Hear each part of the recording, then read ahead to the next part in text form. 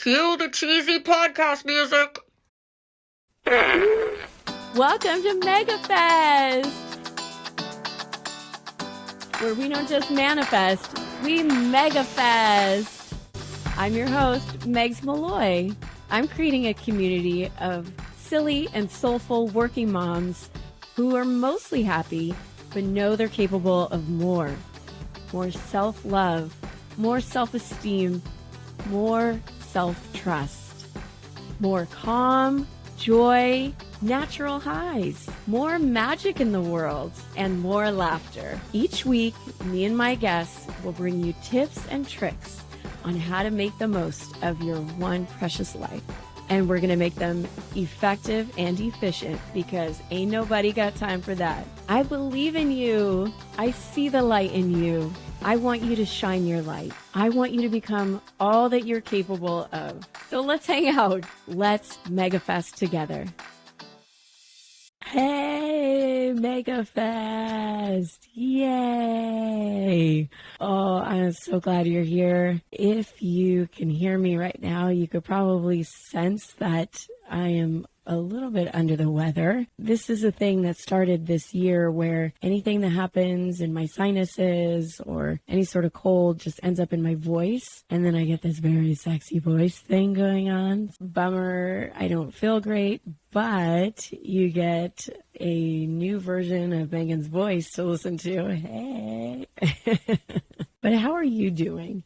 Let's just take a moment and check in with you, because as moms and working women in the world, we are constantly showing up for others, being there for others, helping, serving, and we don't often take a moment to just ask ourselves, how am I doing? What am I feeling right now? So I want you to kind of take a minute and just check in with yourself. How am I feeling right now? Really make space for that answer to come up. And then you might take it a step further and say, how can I help you? What do you need right now? And you might be surprised at the answer. And that's something that our guest on episode 4, Bear Man, was talking about, making space for your Jessica, which is your intuition. This exercise is something you can do anytime you need to. And after you've checked in with yourself, after you've given yourself what you need, I hope you're ready to listen to this awesome episode with my friend who I've never met. Yep, another one of those. Isn't that great that the pandemic and the internet collided and I was able to make friends from all over the world? In fact, today's guest, Joanna Ingram, is from London. I learned of Joanna Ingram in the Made to Do This program with Kathy Heller. Yes, I know a lot of my guests and friends are from that program, but what a great program. Thank you, Kathy Heller, for having us all come together for this common purpose. And you really inspired all of us. I hired Jo to be my business coach, and she helped me really get my messaging together, because turns out at that time she was not identifying as a messaging wizard, but guess what? It was always in her. She was made to do that. So she is such a messaging wizard, as you'll hear in her official bio. And we worked together, getting my messaging together, just really getting to the core of what did I want to do. And she really helped me get my ideas down on paper. She helped me clarify my message. But really, Joanna Ingram was the best cheerleader and wisest of friends and accountability partners. And she taught me so many things. She taught me that it's not about the thing, it's about doing something hard to challenge ourselves. She always encouraged me with enthusiasm. She held me accountable. She taught me about the idea of a quantum shift, which is you see where you want to be in your next level and you work toward it, kind of like think about it, embody it, think about what it's going to feel like, what it's going to look like, what it's going to smell like. And then all of a sudden you have this like quantum shift and you're there. You're just like embodying that next level. And the next level comes so much faster. It's so amazing because I've seen Jo go through her own quantum shifts over and over again, which is incredibly inspiring. I so badly wanted to be her star student, and it hasn't happened yet, but I'm working on it, Joe. So this summer when I was in Ireland, I had planned to take a day. I was going to fly out of Dublin in the morning and fly to London and then spend the afternoon and have a dinner with Joe. We're going to have a great adventure in London and then fly home that night. You know, to be so close to her and not see her would be such a shame because we worked together so long and I felt like our hearts were connected. So I arrive in Ireland, you know, we're working toward this big day, and what happens? I get COVID. It wasn't just that, though. Let me tell you, the universe, for some reason, was conspiring against us for a much grander reunion someday. It was also the hottest day in London on record in the history of weather recordings the day we were supposed to meet. So they were shutting down subways. British Airways was asking if I wanted to reschedule my flight. It was crazy. And then also, my uncle, whom we were staying at his house, he died while I was in Ireland, and the funeral was on the day that I was supposed to meet up with Joe. So it just was like not going to happen, despite our palatable excitement. So I'm coming for you, Joe Ingram. We're going to meet up someday, somehow. In our conversation, Joe and I talk about her mission to support and champion women who show up with individuality and stand out in their business. And although she is a business coach, you don't have to own your own business to enjoy this episode, because I know you're going to have so many nuggets that you take away. She talks about contrast, where something doesn't go your way, you don't feel good about something, but it's not something bad. It's just an information that kind of steers you in a direction where things will work out for you in a better way. The word of the day, I know you're all wondering what could be the word of the day. Well, I think it's so perfect for Joe because I have seen her grow so much, and she really is so lit up these days, as we say. Her soul is just shining so bright. So the word of the day is candescent, which means glowing or dazzling from great heat. And she is definitely doing all those things. So before I bring Joanna in, let me give you her official bio. Joanna Ingram is a business coach and a brand messaging strategist. And I can say she is really good at that. She is a former ad agency director, which is kind of funny because I also worked in advertising. We had that in common.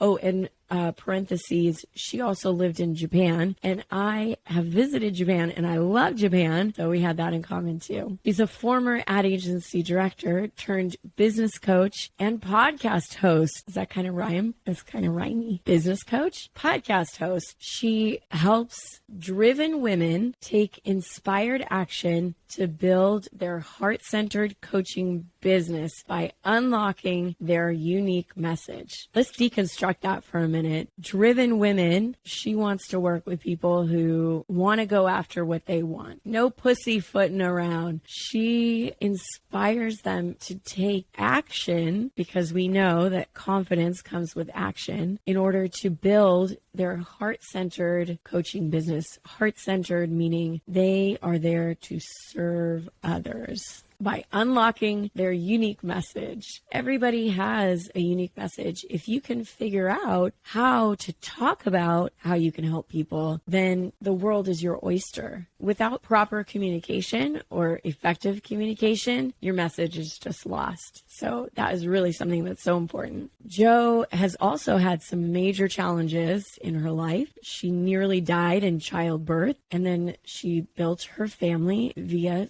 surrogacy. If you think about it as something that is so brave, because she knew she wanted to have a family. And in fact, her twin girls were born in California, where I live. Like me, Jo also lost her 20-year corporate career. Well, mine was more like 12 years. But how did she work 20 years in corporate? Oh, because I was messing around for 10 years. That's why.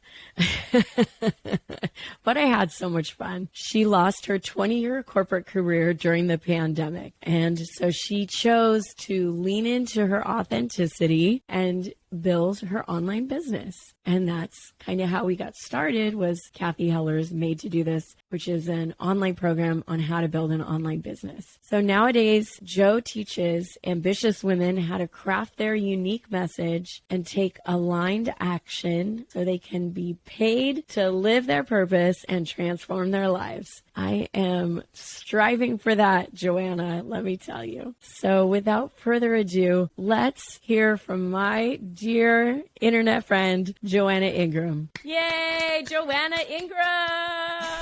Woo! Hey, Megs Malloy. Hey! Oh, I'm so excited to have you here, Jo. You are just so candescent in your blossoming these days. You have just really, you're so glowing. You're on fire right now. Oh, well, thank you. We aim to be candescent. That's obviously the aim. Thank you.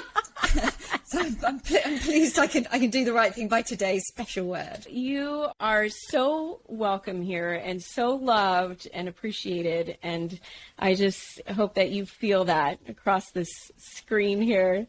Oh, I feel it right across the pond, through the screen. The energy's flowing, Megan. Thank you.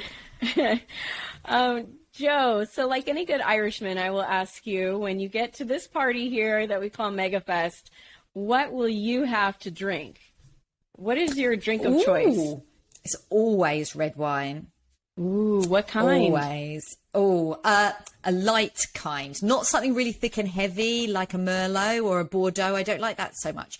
I like a Côte de Rhone. I'm not an expensive date. Like a thin red is perfectly fine. Well, you know, the sort of ones that when you go to like a mum and pop's kind of Greek restaurant and you get it in a carafe and it's not even got a label. It just comes out in like a half bottle of glass thing. That's my kind of red wine. Oh, nice. Okay. Well, let's pour one of those up. And then it's a very American question, but a lot of people ask this. I don't know if they do this in England, but they'll say, oh, what do you do? And that's what we're here to discuss today. Anyway, so Joanna, what do you do? Oh, yeah, we say that too. Okay. What do you do? It's becoming quite unfashionable to say such a thing these days, isn't it? Because it's like defining people by how they earn money rather than defining us by all of these other amazing qualities.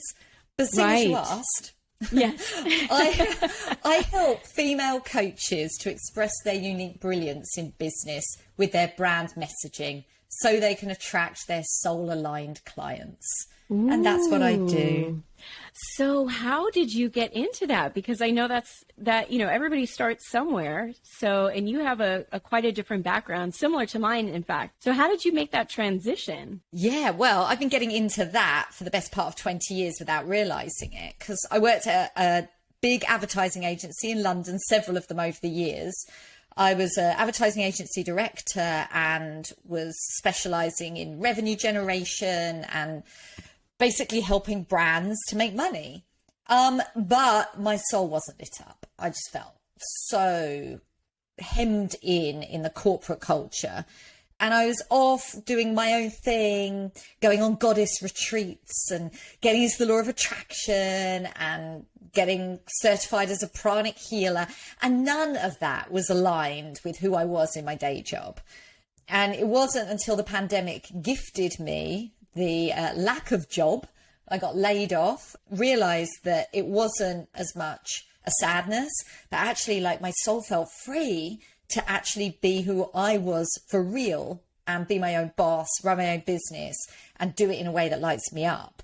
It didn't happen straight away though, Meg. I have to tell you, like I jumped into my business, brought all of the corporate culture I disliked so much with me, burned out like 6 months into the job and thought, right, something's not working here. And actually it was me. I wasn't working. It was my messaging. It was who I was showing up as. And it was the fact that I was hiding, really. I was hiding the fact that I was really spiritual because I feared other people's judgment. And I wasn't really allowing myself to just be me in business and to do the things that light me up. And it was when I blended all of that past experience with what I loved and my passions and who I am in my character. And, you know, I like to work with driven female coaches who understand that they need to kind of chill out and allow the flow to happen a lot more. And I think that's true for so many of us women. You know, we kind of think we have to achieve it all, and we get into that wounded masculine drive, do, over effort, over prove. We do it in our work, we do it with our kids, we do it in all aspects of our lives. And actually I just called time on it for myself. And, you know, it's not an overnight thing. It's not like, oh, I called time on it the next day. Like, I was completely different. Right. But it's like a body of work for me now. It's how I can acknowledge when I'm slipping back into those bad habits and show up in that kind of divine feminine and feel that flow and ease. So, yeah, that's what I bring to my business now. And I fuse that strategic side of myself from those years of experience in marketing with energetic spirituality and as much ease as possible. Gosh, so Jo, that sounds like something that I really aspire to, which is what I call realizing popularity, where you are just so aware of yourself and also have come to a place where you love yourself. And it sounds like you've also opened up your receiving hole so to like kind of listen to what you want and allow it, like you were saying, just like kind of relaxing a little bit. And also at the same time, opening up your flow hole and just like letting you come out. You're totally fully being yourself. But I think it starts with awareness. Would you say that it really starts with listening to your own body and your own mind, your own voice in your head, and listening to your energy? Because yeah, 100%, Megs, absolutely. But interestingly, it's like it all comes from contrast, right? So something shows up that isn't good. It doesn't feel good. The evidence isn't good. It's like, my business isn't going well. I'm working too many hours. I'm exhausted. I'm not getting enough clients. Things don't feel good. Things in our 3D evidence-based reality are not there that to show me the signs that are working. That for me is the bit that keeps pulling me back, is the acknowledgement. It's like being a human isn't about having everything go right. It's about sampling things, trying things and seeing when they're not right, and then acknowledging and choosing a different way, letting it go, opening up your receiving hole, do all those great things. You know, I love the way you put that. It's just because we do need to be lighter about all this stuff, less worthy, in the sense, sorry, I don't mean less self-worth. I mean less serious about it, and just be like, enjoy what we're doing. And you inspire me every day with that, Megan. You know, I see what you're doing on Instagram and your videos, and I just see the pure joy that you get from showing up and being you. And that's something that not everyone has so naturally. You know, showing up and being themselves is something they've spent most of their lives and careers choosing against, to actually blend in, to be like others. Oh, which, totally. You know, we all have to do that because I heard this the other day. Someone was talking about this. It makes perfect sense. In caveman times, if we stood out and went against the tribe, we would be cast out, which would mean certain death. Yes. So no wonder our subconscious is all about blending in and not being different. But of course, a lot of times, well, certainly in the work that I do in the coaching space, if you blend in, it's going to be really hard to get clients. You know, in our lives in general, when we're unexpressed and we're not bringing our full authenticity, it can take the joy away. You know, it's not fun, right? Not at all. And I wonder what that looks like in a corporate environment, because I, like you, was laid off during the pandemic. And I just think back to my corporate days. There was a time when this younger fellow sent me an email, and he had at the bottom of the email, he had put like a picture of The Simpsons, and it was so out of the norm and so him. And I just appreciated it so much because it was like, oh, you're a real human and you're funny and I can relate to you. But so many times we hold ourselves back. So what would you tell Joe 10 years ago? Like, if you have to work in corporate America, or you still are, how do you bring that blend of being yourself? Do you leave it out of your corporate, or do you just only be yourself at home? Or somebody asked me this recently, because we were talking about who my ideal client is. And I work with coaches and entrepreneurs and consultants. And she works, this coach I was chatting with, she works with women in business, professionals. She loved my methodology and what I teach. And she asked me, how could we use this in the corporate space? And, I was like, ooh, gosh, I didn't say I could solve everything. Yeah, right. Because the reality is that I did not find a way to be myself in the corporate space. However, I do believe that there is a change coming about what life's like working in corporate America, and in we don't call it corporate UK, but in the office environment, in professional careers, because I think that there's a new excitement about our differences and being ourselves and getting opportunities to live our lives the way that suits us best. And we're seeing it, from the pandemic a lot in the corporate space, in that now there's more ability to work from home and care for your loved ones or pursue your passions. And, I hope it doesn't revert back to how it was before, because I think a lot of flexibility came out of it that allowed people to be individuals who have lives that are multifaceted and not just about their jobs. And the more passionate they are and lit up and in the flow and relaxed and joyful, the more they're going to bring that into their workspace and into their relationships with their colleagues and into how they show up with their clients and how they provide the service that they're being paid to do. I think that more employers should embrace people's uniqueness. But the reality is that, it might take a bit of time. I'm on a mission. I've stated this quite a bit recently. My mission is to champion and support women who show up with individuality and stand out in their businesses. But I do believe that that's easier to do when it's your own business, which is why my trajectory has really helped me. And I know you moved out of a corporate job into doing what lights you up so much more. And look at you, you're glowing, you're candescent. And it's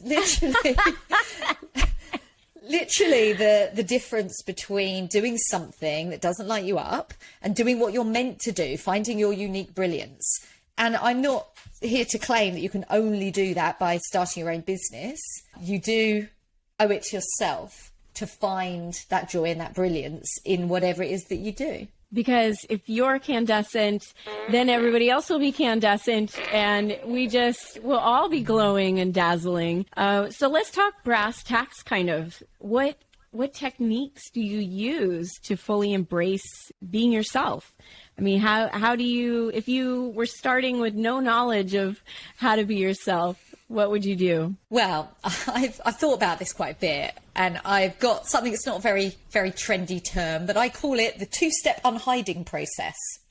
That's what it's called. And if anyone can think of a better name for it, I'm all ears. Realize your popularity is already gone, but I'll take something else, right? So the first step is clarity. And I think that it's just a crying shame how few women recognize their unique brilliance, their multifaceted, unique self that, when fully expressed, can do anything in the world that they desire and make a change in so many other people's lives as well. And we look at our experience often through the workplace lens or through motherhood, and we define ourselves in quite a one-dimensional way, when the truth is there's so many things that once we own them and we get the clarity on them, then we can express them so much more. We can authentically be a multifaceted human. In business, like in my world of coaching, this means that oftentimes I'll work with clients who don't see that a lot of their stories and their uniqueness is perfect for attracting their soul clients, for creating their great offers. They don't even see their brilliance, which blows my mind, because, you know, one of my superpowers is seeing the brilliance in others. And I almost can't believe I get to do that others need that service, because I enjoy it so much. It comes so easily to me that I even question what the value is. And we all do this. If it comes easily, we think, oh, that's too easy, because it's supposed to be hard, right? It's supposed to be hard work. Right? So, yes. So we'll go and find something that's harder work, which, you know, you love the law of attraction, the idea that, you know, we attract what we put out. And if we keep putting out the things that are supposed to be hard, then we get more hard things in our reality. Yes. So it took me quite a while to realize that it's absolutely okay to have something that you just can show up for. It's just your gift. Yes. And I will second that is your gift. And you are really brilliant at it. Well, thank you. And similarly, when you're showing up in your gift, the gift of performance, the gift of humor, the gift of literally being able to say things for fun, where others just walk this serious path all the time, you'll light the way. You are already a light for others. People listen to this and already feeling the kind of energetic link. This is sort of tonic that I need. It's resonance, it's frequency, it's vibration, it's all these great words. They need to be your words of the day. I want to hear vibration coming up in an episode soon. Okay. That's the kind of fun that we get to have. And then the second part of the 2-step unhiding process, soon to be renamed, is courage. So it's okay. It's great to get the clarity. Clarity is where we've got to start. We've got to know. But then even once you know, so many of us like hide our light, and we come up with imposter syndrome, the inner critic, the fear of judgment, perfectionism, or a lovely combination of all of them. Until we can't bring it. We can't do the courageous things that allow us to take the next step, whether that's finding a new career or attracting our soul clients or being a better mum or whatever it is that's on your heart that you want to do in your life. Having the courage to say, I can do that. I don't need to wait. I can quantum leap myself into my next level me today. But it does take that step of self-belief and that courage. Why I call it a 2-step process, it's because sometimes people need a bit of clarity in order to be courageous. So I get the fun of being able to help female coaches get the clarity and then give them permission sometimes to be courageous and go out into the world and just be their beautiful selves and share their message and make transformations for others. This is an awesome episode of MegaFest, but I'm just going to call a quick TO to tell you about the Soulgasm Society. My mission is to create a community of supportive and uplifting women who want to know how to make their one short precious life all the more joyful, add in some play and celebration, and learn the science behind how do you make your brain happy, all the techniques on how to calm your nervous system, and how to not fly off the mommy hamster wheel, because you can't all stop working and you can't really get rid of your kids for more than 2 weeks. You gotta deal with it. And the best way to make your life happy is from the inside out. If you're not gonna do it for yourself, do it for your kids. They will see a difference. If mama ain't happy, ain't nobody happy. And there is so much truth to that. So the Soulgasm Society is your answer. Come join us. You can click the link in the bio of my Instagram or the link in the show notes. I can't wait to have multiple simultaneous soulgasms with you. All right, now back to MegaFest. You don't have to be a coach to be the shining light and to be the inspiration for others, but you do have to be courageous, because you'll get all of those inner critic words like, who am I to do this? how can I reach out to someone? Like, let's take a great example, a real life example of a mum in the playground. Do you call it a playground? What do you call it when you drop the kids off in the playground? Like the yard that the kids are all playing in, and the mums stand in and all chat and stuff. And you hear the mums say like, oh, you know, she's going through a really tough time or whatever's going on, and you know something. And you yourself have been through something similar. How often is it that we take the courageous action to go up to her and talk from the heart? Because we get stuck in, well, what will she think of me? And, you know, who am I to give my point of view or to share my story? And yet we know in our hearts that when we truly connect on that level, true change is made and we see each other's souls. I was in my yoga class today, and the yoga teacher loves to do a bit of a spiritual spiel at the beginning of each of the class. And she was reminding us about what namaste actually means. The light in me sees the light in you, or recognizes the light in you, or even take it a step further, the light in me is the light in you. You know, the fact that we are all made of the same stardust, we're all the same energy. Yes. And sometimes making real connection with someone is what we all need, not just the person who's receiving the words, but we need it too. We need to just connect on a real level, authentic level sometimes. And having the courage to show up authentically in our lives or in our businesses is something that I've been on a real journey on that myself, work in progress, loving the journey, and love being in a position to talk about it and inspire more people to make those loving connections. I think we started this conversation with what was the Joe like 10 years ago, because I do know it's a journey, right? And if you had not started this journey way back when, you wouldn't be where you are now. And I think a lot of times we get very impatient with, oh, I just want to be there now. Like, it just takes time and practice. And 100%. And I mean, I still feel that energy all the time. I'm like, sure. I wish I could be there yesterday on whatever my next goal is and whatever achievement I've done. I want the next one. And it's about being able to attune back into your heart and be like, you know, I haven't even celebrated this thing and I'm already worrying about how the next thing's going to happen.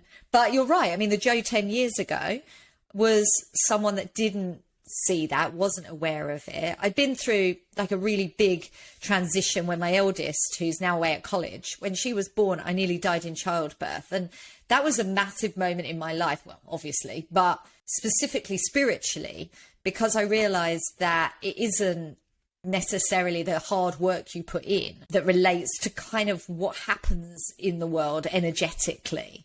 And it gave me the opportunity to start to reset, to see things in a different way. And as I progressed over the next 7 years to complete my family with the help of a surrogate mum in California, my twin girls were born, I was able to start seeing so much clearer about what I wanted in life and being able to go with the flow a little bit more, have more perspective.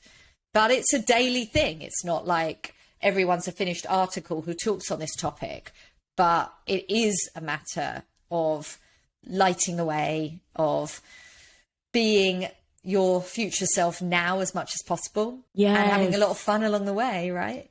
Yes. Okay. So step one, be the vibe, embody the person you are aiming to be.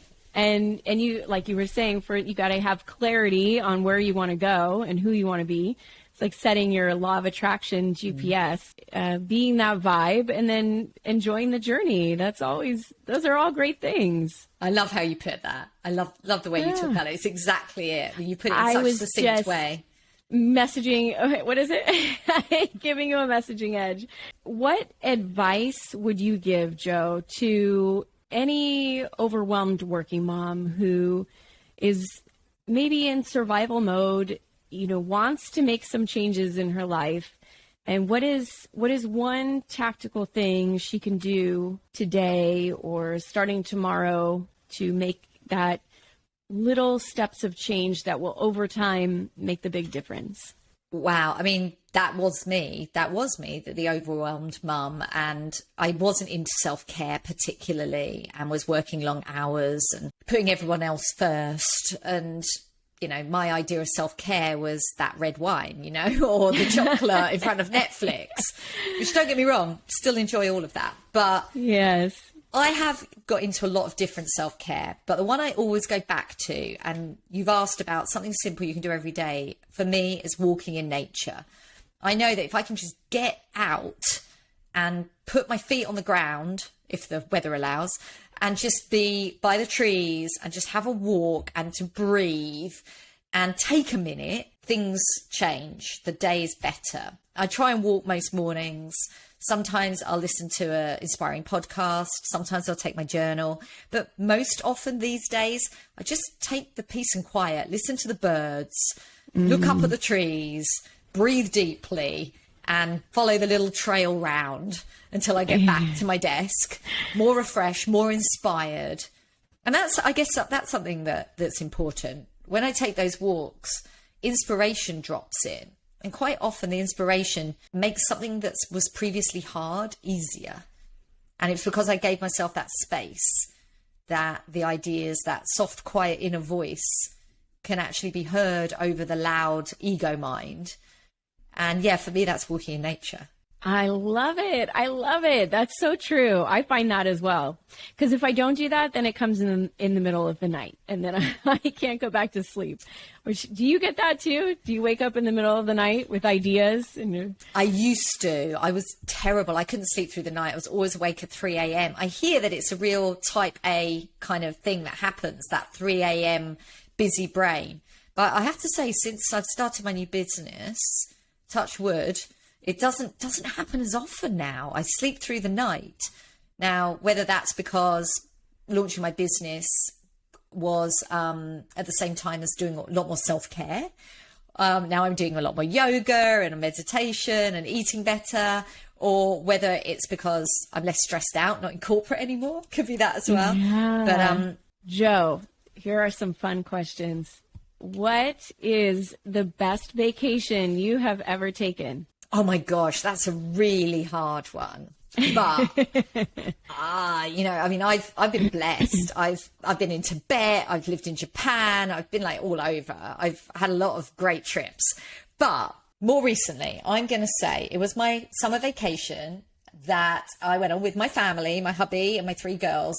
And we'd booked like a campsite or whatever campsite. And then at the last minute, they cancelled on us. And we were like, oh no, what are we going to do? We've got nowhere to stay. We've got the flights and we're a family of 5. And my husband went on to Airbnb, and there was this crazy, beautiful, luxurious mountain like lodge thing with a hammam, which is like, you know, where you scrub yourself with salt, and meditation rooms and a plunge pool, and like incredible place. And they accepted children. And they were available. Anyway, we went there and we just had the best time. It was like the universe working at its best, because you can never get accommodation like this in high season at the last minute.